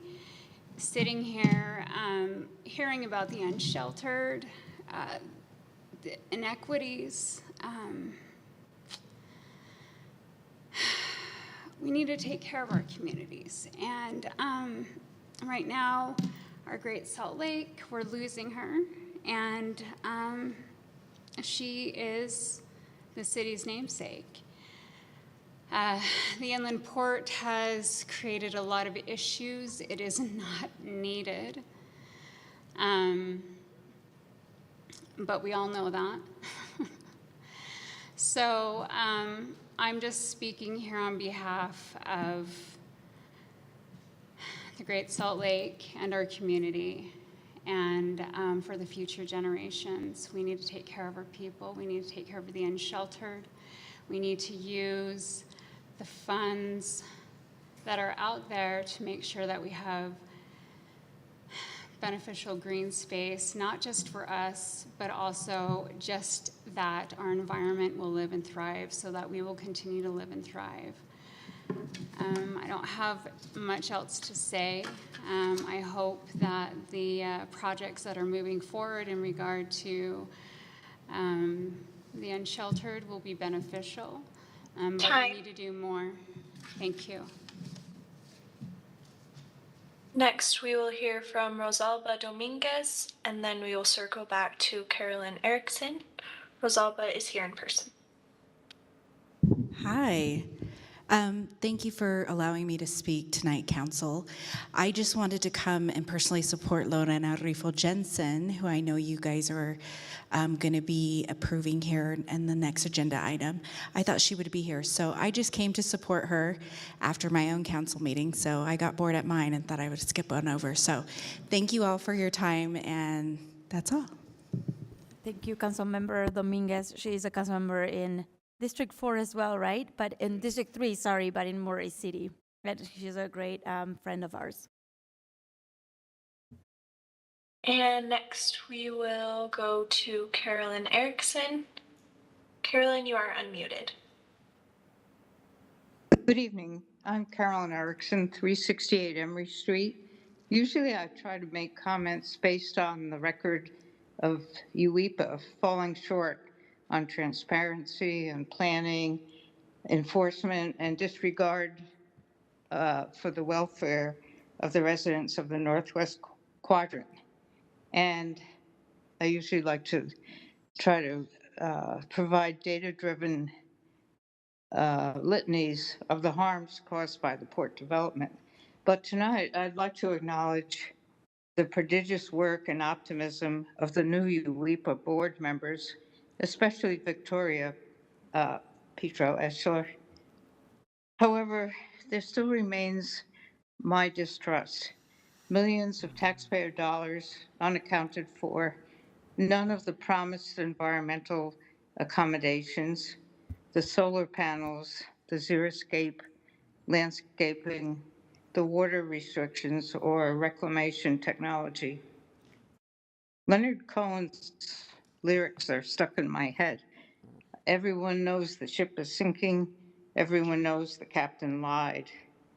I could trust the process and the contract if the citizens of Salt Lake were equal members with the pro-development UEPA board members. Please hold out for this power and delay the city's consent to the contract. Thank you. And that was the final registered comment.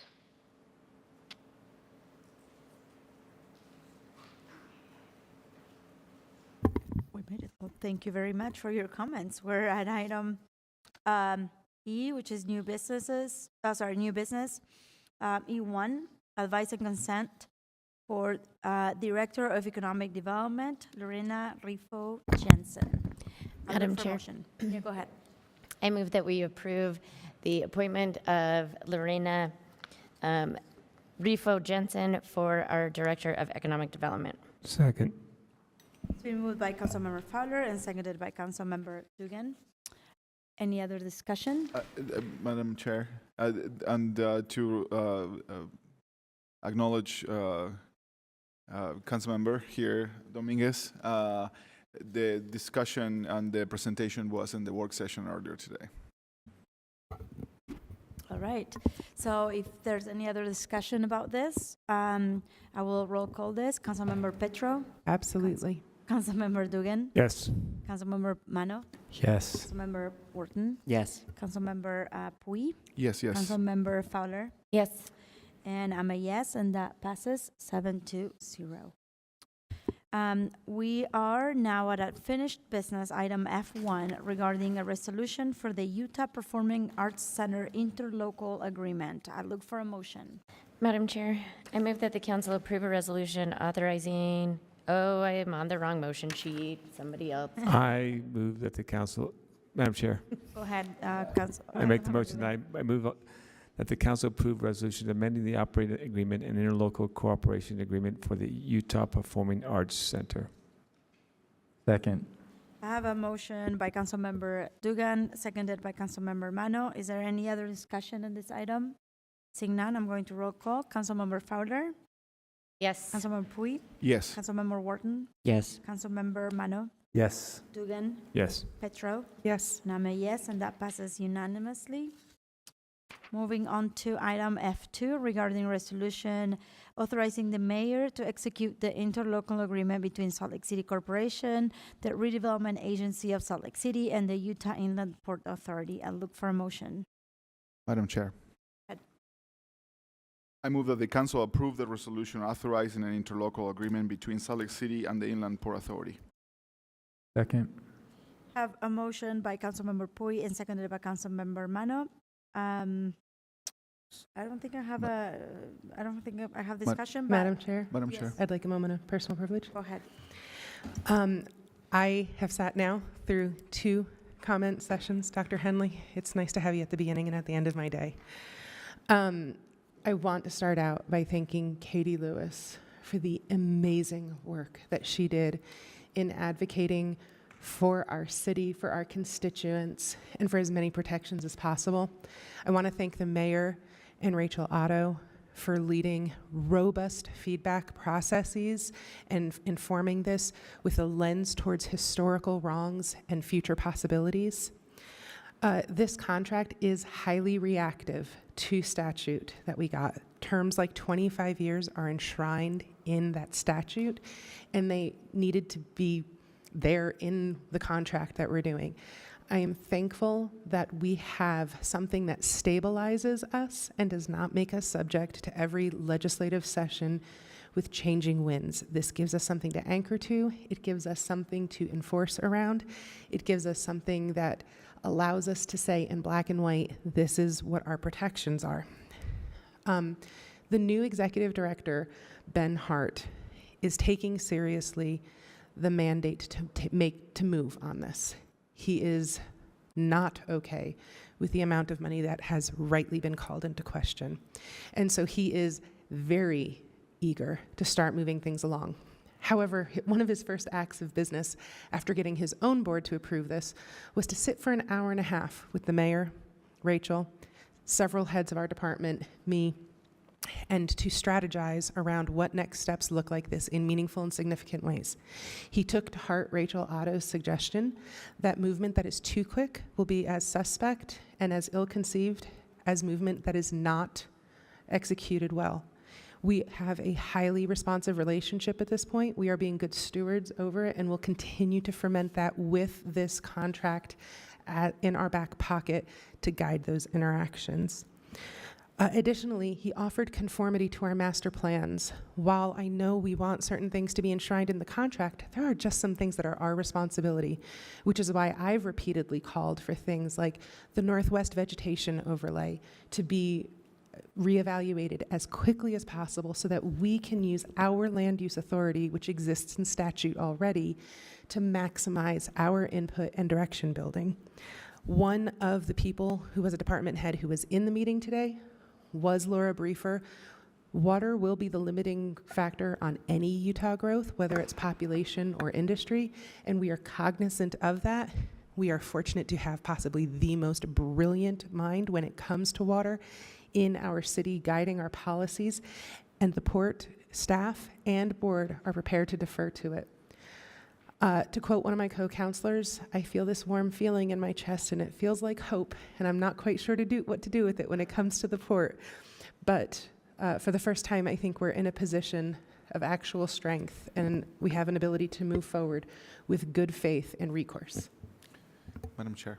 Go ahead, Councilmember Pui. I would like to point out the work again, from Councilmember Petro Escher. There's been and nonstop meetings on this and trying to voice the concerns of the city and also the administration, the mayor, Katie Lewis and her staff. Incredible work. I mean, I just also would like to point out that this port, it's not stopping if we don't sign this contract. This port is going, it's moving, and it's not going to stop if we don't sign this contract. It's going to continue without any control.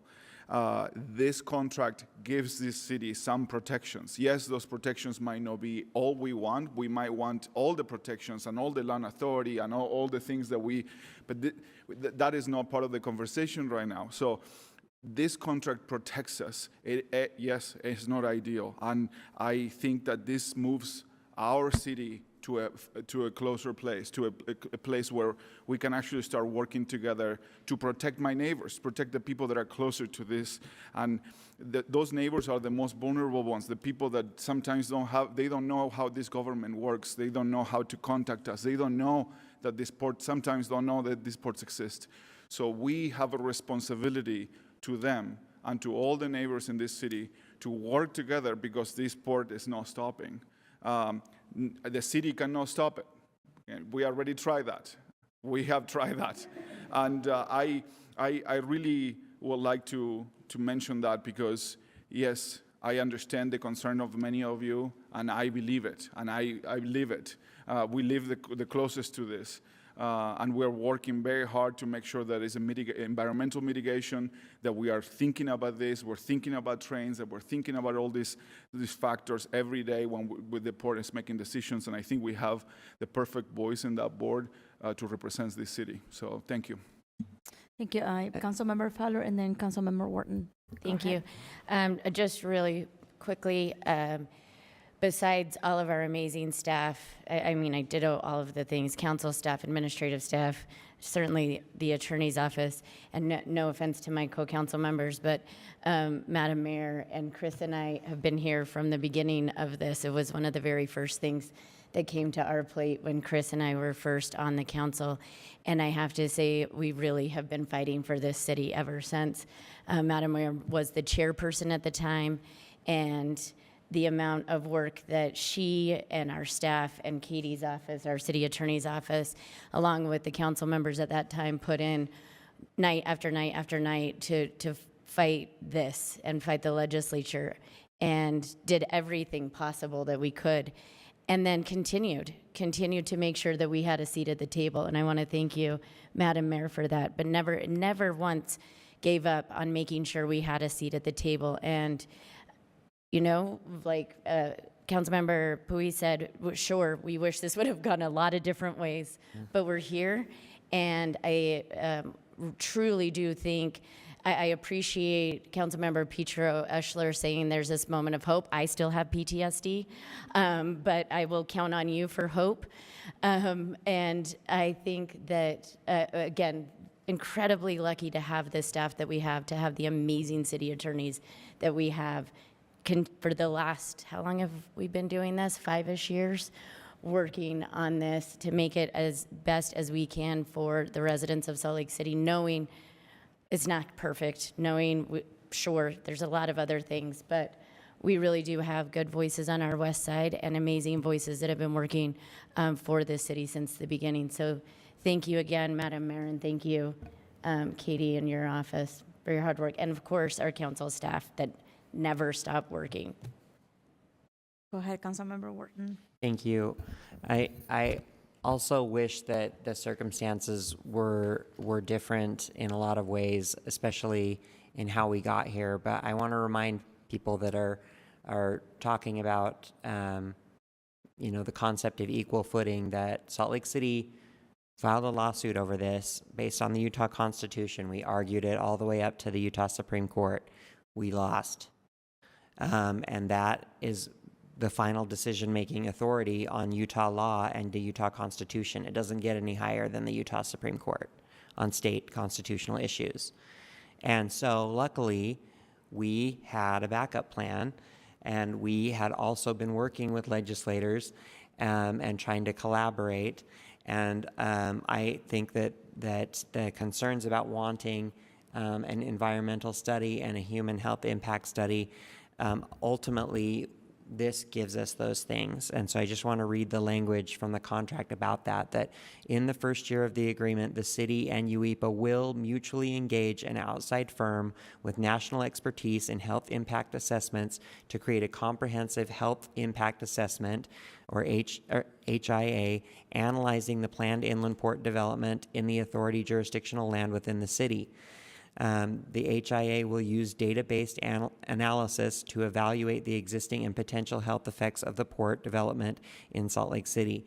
The parties will use the HIA as a master plan to guide all future development plans on the authority jurisdictional land.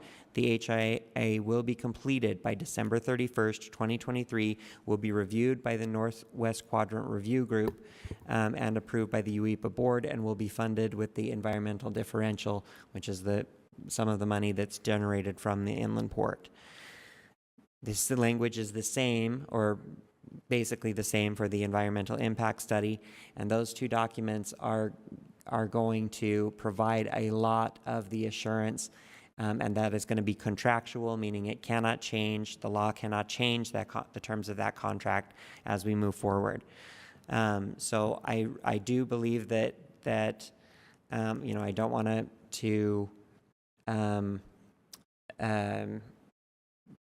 count anything too early, because of course, I think the proof will be in how this bears out. But I can honestly say that from all of the meetings, all of the conversations, all of the lobbying that the city has done, and all of the litigating that the city has done on this issue, this feels like an opportunity for a new day for us on the port, and to recognizing the limitations of what we have under the law and what the Utah Supreme Court has given us. These contracts and these studies are going to go a long way in helping us shape this in a much more positive direction than the way that it started out 4 years ago, 5 years ago. 4? 5. 5 years in January. It's only been 5. Okay, so I hope that addresses some of what the commenters brought up. I understand it doesn't address all of it, but I hope it addresses some. Thank you. Seeing no further discussion, I'm going to roll call this. Councilmember Petro? Yes. Councilmember Dugan? Yes. Mano? Yes. Wharton? Yes. Yes. Fowler? Yes. I'm a yes, and that passes unanimously. Moving on to item F3 regarding a fiscal year 2023 sustainability holding account funds electrified transportation. I look for a motion.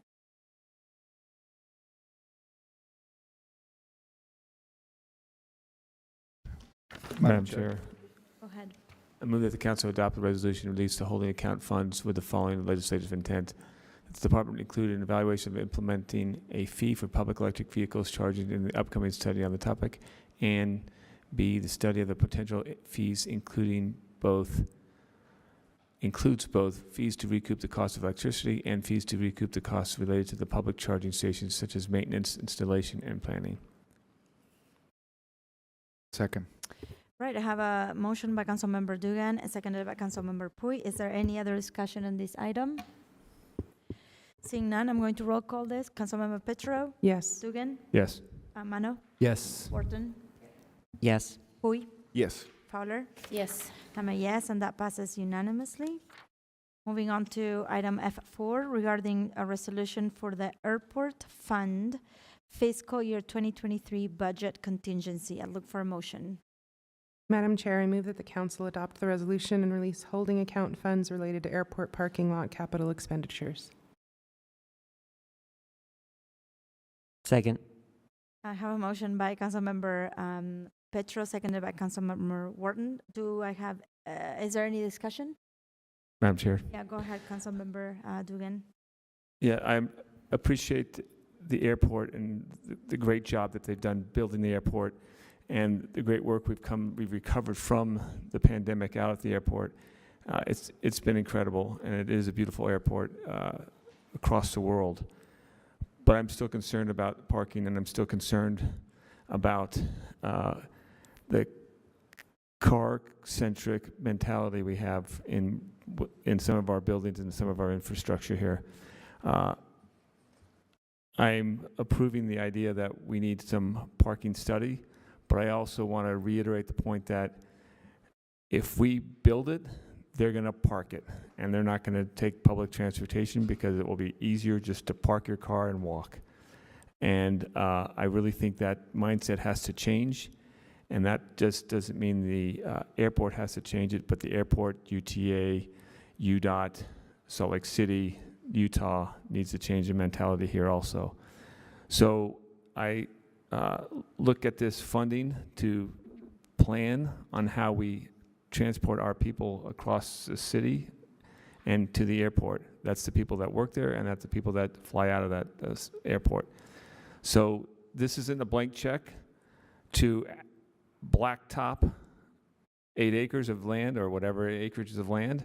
This is a plan to see how we can move people to the airport efficiently, and that may actually take some brain cells to do, but I think we have some smart people out there to do that. So I'm looking forward to discussing this with the airport, UDOT, UTA, everybody else who's smart in the transportation world to find a better way than just a blacktop. But I do understand that we do have a parking problem out there at the airport at the same time. So thank you, Madam Chair. Madam Chair, Yes, go ahead, Councilmember Puy. I would like to reiterate my commitment to look for other and more effective ways of transportation to this airport. And I also would like to recall the conversations that we had with the director and with the staff about this important issue and about their commitment they committed right here in this table to look for other alternatives in the future. They committed to keep on pushing on this issue, and they committed to advocate on this issue. And I'm hoping that we can hold them accountable to this. And I really think that we have an amazing airport, something that is just incredible, but it won't be perfect until we have a public transportation that goes there all the time, at all times of the day and night. And we need to really, really push all the people, all the different actors and government agencies that are part of this. We understand that this is not on the airport alone. There's UTA, the state, and other rail companies that are involved on this too. That they happen to own some of the rights to the train, to the rail. So I just wanted to put it on the record that we have their commitment on this, and I'm hoping that we can see future expansions on that matter. So thank you. I'll be quick, Madam Chair. Councilmember Fowler, go ahead. I just want to say thank you to Councilmember Dugan and Councilmember Puy for bringing that up. And this has been a really difficult conversation for me and decision for me because as Councilmember Dugan said, blacktopping out however many acres is not necessarily the answer. And the build it, they will park. Dan, I don't always love all your funny sayings, but that one I'm definitely taking with me. So, no, I appreciate it, and you've helped me come to some Zen moment here. Thank you. Seeing no other discussion, I'm going to roll call this. Councilmember Petro? Yes. Councilmember Dugan? Yes. Councilmember Mano? Yes. Councilmember Wharton? Yes. Councilmember Puy? Yes. Councilmember Fowler? Yes. I'm a yes, and that passes unanimously. That brings us to section G, consent portion of our agenda, and I Move for look approval. for a motion. Sorry, Madam Chair, move for approval. Second. All right, it's been moved by Councilmember Wharton, seconded by Councilmember Mano. Dugan. Oh, Dugan, sorry. I don't see any discussion. I don't see any. I'm going to roll call. Councilmember Petro? Yes. Dugan? Yes. Mano? Yes. Wharton? Yes. Puy? Yes. Fowler? Yes. And I'm a yes, and that passes unanimously. So this concludes our formal city council meeting. But now I will ask for a motion to adjourn as a city council and to convene as a redevelopment agency board. So moved. Really? Second. Oh. Sorry, who? Okay. I have moved by Councilmember Mano, seconded by Councilmember Puy. Any discussion in this? Councilmember Wharton? No? Any Sorry, discussion? forgot. Yes. That's okay. I'm going to roll call this. Councilmember Petro. Yes. Dugan. Yes. Mano. Yes. Wharton. Yes. Puy. Yes. Fowler. Yes. And I'm a yes. And that passes unanimously. So go to page 30 if you are looking at our agenda. We're now convened. Are you okay? That was not a very enthusiastic yes.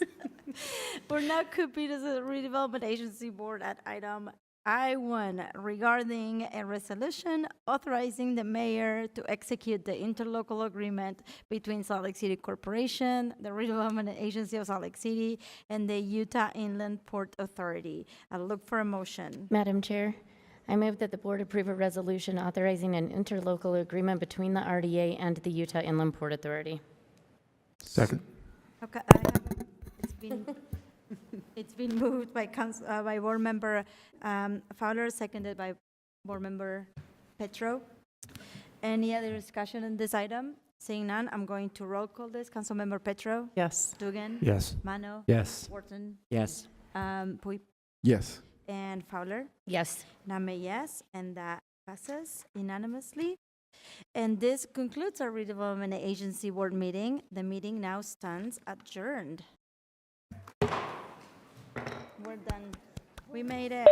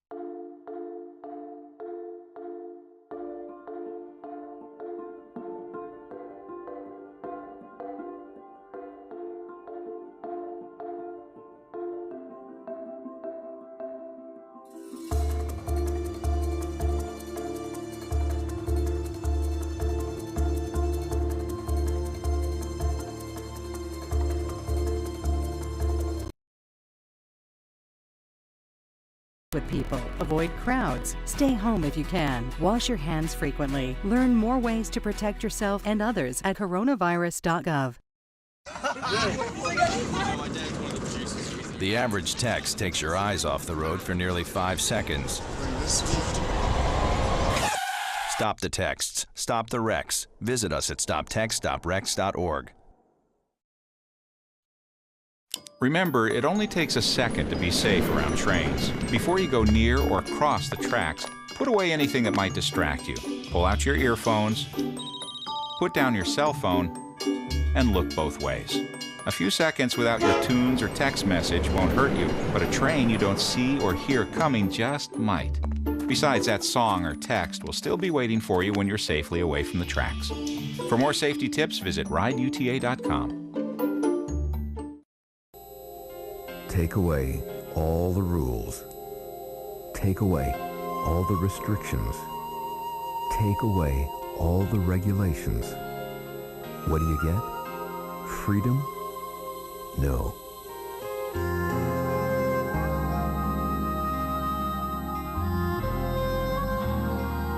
Our heroes in blue, protecting your freedom. More at slcpd.com. At the outset of World War I, it was apparent that everyone in the United States would be needed to take part in the war effort both directly and indirectly. The U.S. worked diligently to recruit more than 25,000 nurses to work in the war hospitals both at home and abroad by the end of 1917. At the beginning of the war, Utah had only 450 trained nurses in the entire state, but that didn't stop those women from enlisting to help. 80 registered female nurses from Utah served in the war, whether that was in trauma hospitals, at the front, or elsewhere.